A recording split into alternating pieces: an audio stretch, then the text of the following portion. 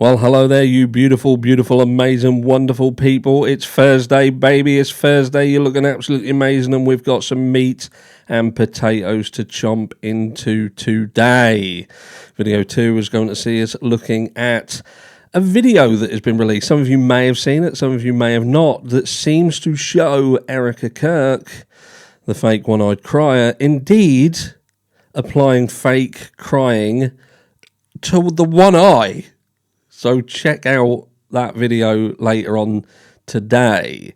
If you're not subscribed, subscribe. If you haven't hit the notification bell and all that jazz, you know, the likes and everything, just do that. Just get that out of the way first, and then we can move swiftly forward. As in this video, we talk about the latest Candace Owens bombshell. We're going to be looking at the media's response to it. We're going to be heading over to, Coach Colin as well. We're going to look at some Coach Colin as he reported on it, and that was quite funny how he did it as well. But before we do that, for the very first time, literally the first time, I have something to show you with respect of the danger that we're put into when we are on the internet and how to negate those real serious issues. So just take a few minutes just to listen to this, and then we'll get straight into it. If you're anything like me, you find yourself on the internet all of the time, whether it be looking for information on crime or the people around crimes. And sometimes that means that you have to go to sites that you not normally would go to. And let's face it, if you're on the net, you're at risk. And that is why I decided, finally, because you know how I feel about sponsors, to join up with Aura.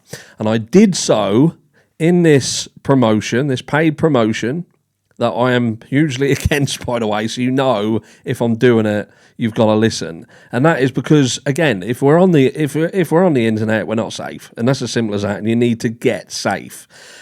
And you need to check this out, right? Because this is what we're talking about. We're talking about things like this. This is a report that can be generated on you when your identity is stolen by these identity thieves and marketers all over the internet, because it happens to the tune of over $500 million a year. That's what we're talking about. We're talking about a massive industry where they're getting your information and selling it to the highest bidder. And just check this out. So a personal overview, that's your name, your age, when you was born, your addresses, aliases, contact info, all of your email addresses, phone numbers, address history, your relatives, possible relatives, all of these. This is a redacted report of an actual person, by the way. And then you've got other addresses. Coming all the way down here, it gets even more scary. Possible neighbours, possible associates, jobs, possible education, usernames, which, you know what, usernames, that's your usernames that put you on social media, so they know who you are, what you're doing. Those social media accounts, Facebook, Pinterest, emails, other photos. They've even got photos of you on there. Possible owned properties, possible owned cars. They can get absolutely everything about you. How scary is that? And if you don't want to find yourself victim of this, you can click on the link down below in the pinned comment and in the description and head over to Aura. And once you click on that link, that will take you over to here, which is a loading screen. This will give you the chance to check it out for 14 days completely free of charge, where that will give Aura the time that they need to start removing your information from these companies that have it. They will reach out to them and they will get it off. Yoink, gone, no longer a risk. There you go. Bob's your uncle, Fanny's your aunt. And they monitor everything all the time. So as your information appears, they're going, yoink, get it, and getting it back off to keep you safe all the time. There is 24/7 monitoring, and there is other things that they do as well. They're constantly working in the background to keep you safe while you're on the line, whether that be VPN use, which is something in an abundance of things that they offer that some other companies, they don't offer, because there are other companies that do these things, but they don't do it quite as well as Aura. And like I say, VPN usage, which is something that is an absolute must for me, because there are simply some sites that I can't access without the use of a VPN. So I want to know that the VPN is absolutely safe. So if you want to keep yourself safe online, and those around you and your loved ones and seemingly your neighbours as well, click on the link again in the pinned comment in the description of this video and head over and get your 14-day free trial of Aura now. Back to the video. So, welcome back. You know me, guys. Unless I find it to be absolutely important, then I wouldn't do things like that, but I would definitely say check it out. Anyway, let's get straight into it, because Candace Owens has dropped a bombshell with respect to the Charlie Kirk death on the day that he was assassinated. There seems to be something that has been hidden from the public domain that I feel is pertinent to, or potentially pertinent to, the case itself. Let's talk about it. Let's head over to Coach Colin first of all, as he goes. We'll come back to that in a second. This one here, this is what we want to look at. And just listen to this. So this is Coach Colin talking about it. And he, in order to stay under the radar, he swaps out a specific place's name and adds another place in replacement of it, which is quite funny. Check this out. And I had heard rumors and rumblings, but I wanted to make sure that I had verifiable proof, enough proof that I would go out on a limb, as I'm doing right now, and asserting that it is authentic and it is real. Ladies and gentlemen, there were, for whatever reason, 12 Israeli cell phones on the ground at Utah Valley University the day that Charlie Kirk was assassinated. It's crazy, isn't it? It's crazy. 12 phones, and it's not just like some spurious connection either, which he's going to explain. Literally Philadelphian phones. This has completely spooked the people that are very high up in government. Now, to be clear, I don't mean that there were 12 VPNs that were switched and routed through Israel on that day. I mean that there were 12 personal cell phone accounts that were opened in Philadelphia. Okay? Like you go into Verizon in Tennessee or in Connecticut and you open your phone. I am saying that they opened their phones in Philadelphia. Those accounts in Philadelphia. And they were on the ground on September 10th at Utah Valley University when Charlie was shot. Now, the NSA knows this. Kash Patel knows this. People in the current administration know this, and they are desperate for some reason to stop that information from being released to the public. Why? Well, indeed, it makes you wonder whether that is what Kash Patel was trying to hide when he was not too happy about an investigation being opened into the investigation of this situation. You have to question it, don't you? You have to ask, was that indeed what they didn't want to be found and potentially leaked? But what I will say is, I'll say that in a second. Let's just look at how some of the media has responded to what Candace Owens has said. Because this is, and what I will say is, I've waited.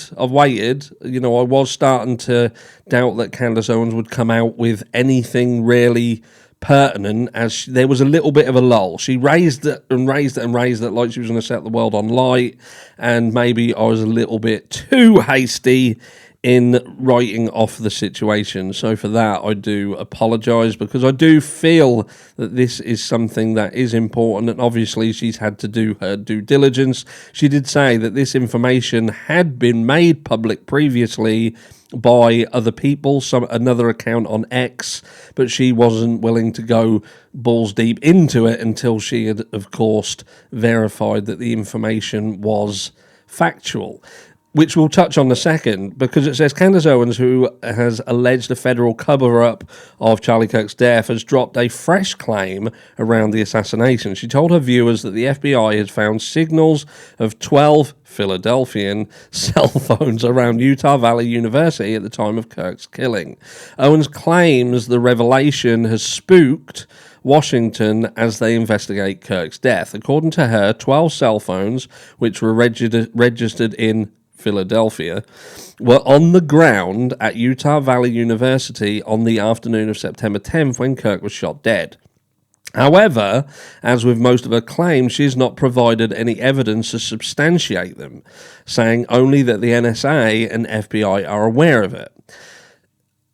What we have to understand here is that Candace Owens can't reveal where her information comes from. If she did, it would end her credibility with anybody who in the future would likely come to her feeling that they can talk to her in confidence and provide information. So it's a bit of a sloppy remark by a media outlet to criticize another media entity and back them into a corner what they know that they can't escape from.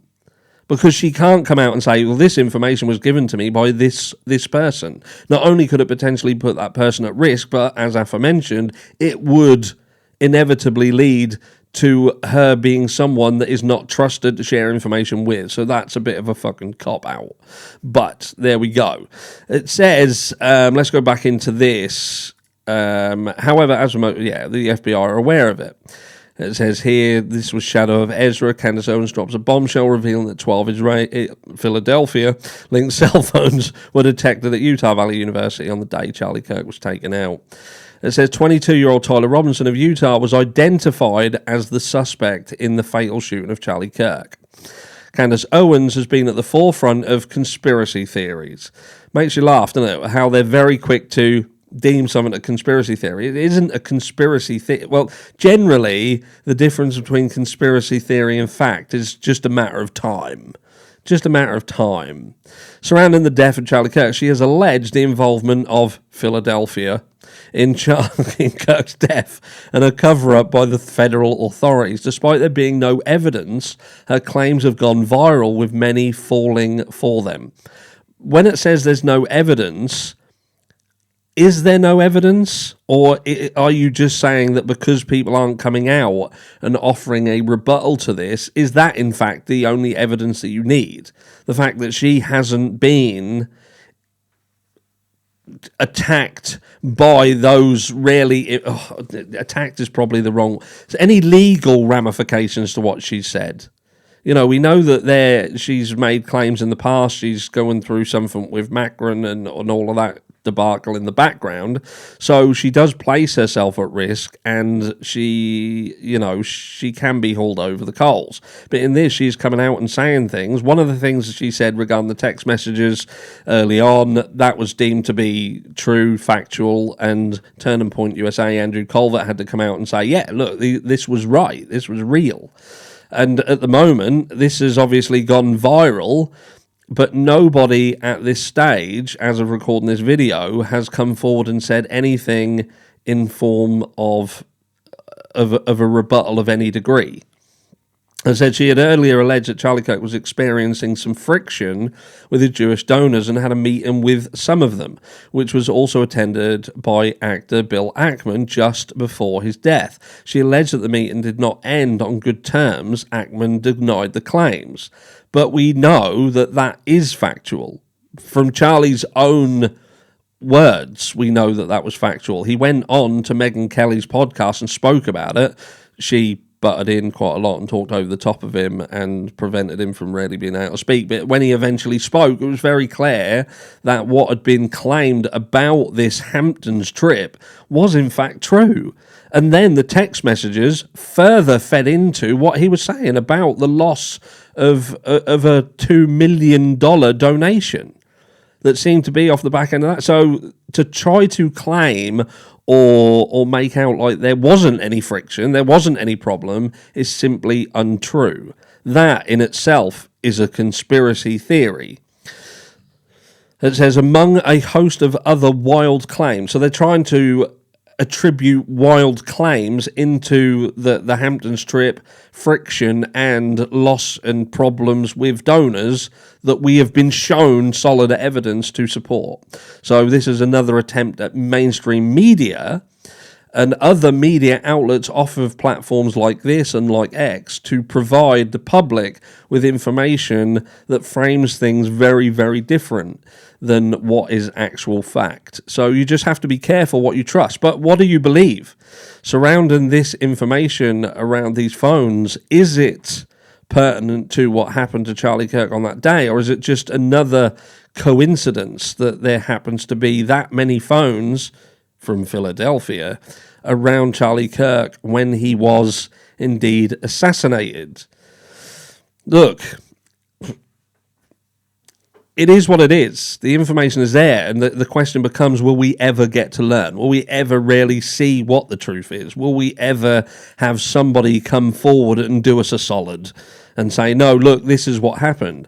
Is Candace Owens going to be able to force the hands of people to actually do their jobs properly and provide us with the absolute truth? Or is the truth just too damaging? Would it cause too many problems that, as we've seen in the past, people, when there is a huge problem, not mentioning any specific lists or anything, some people do like to bury things. But anyway, let me know down below what you think, and I will catch you all in the next one. Mwah.